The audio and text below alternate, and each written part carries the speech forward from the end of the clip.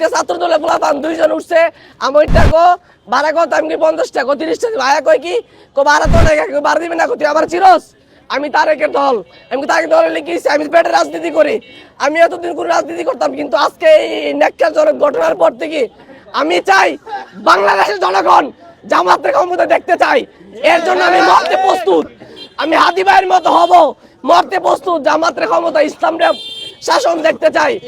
ইনশাল্লাহ আগামীতে জামাতকে ভোট দিয়ে ক্ষমতায় নিয়ে যাবো ইনশাল্লাহ। চাঁদাবাজি এই রিস্কে আজকে আমাদের যে গাড়ির টাকা মায়েরা গেল চাঁদাবাজরা, আমরা ওদেরকে ক্ষমতা দেখতে চাই না। এর জন্য তো আমার গুলি খাইতে হয়, আমি মরতে প্রস্তুত ইনশাল্লাহ। এটা আজকে সকাল 10টা দিয়ে ঘটনা হয়েছে। আমি কোনো দল করতাম না, কিন্তু আজকের পর আমার খুব মনের ভিতরে ঢুকে গেছে। হ্যাঁ, আমি বলছি ছাত্র দল করি, তাতে আমার কি হয়েছে? সে বলে কি ভাড়া নাই, সে বলে 500, আমি কি ভাড়া দিয়ে রাখবো, ভাড়া 1 টাকা দিব না, ওর সাথে আমি কিন্তু কিচ্ছু করি নাই। ও বলছে 1 টাকা ভাড়া দিব না। আমি এই সমস্যার বই পাই না, উপরে আল্লাহ ছাড়া কাউরে বই পাই না। আমার কেউ গুলি দিবে, আমি গুলি খাইতে প্রস্তুত। রিক্সা চালাই, তাতে কি হয়েছে? ইসলামের জন্য জীবন দিতে রাজি আছি, জীবন দিতে ইসলামের পক্ষে রাজি আছি।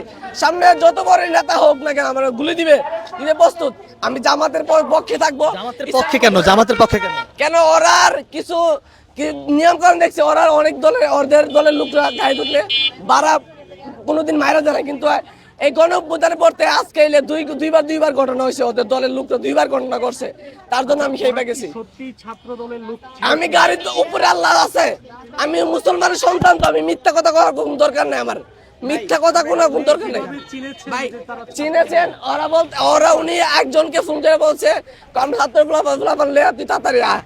হ্যাঁ, তোরা ওই কারণে ওদের আমি টার্গেট করছি ছাত্র পোলাপান। আমার ভাড়া দেয় নাই, তার জন্য আমি কোনো দল করতাম, তার জন্য আমি খেপে গেছি। তার জন্য আমি যদি আমার মরতে হয়, মরতে প্রস্তুত, ইসলামের জন্য মরতে প্রস্তুত।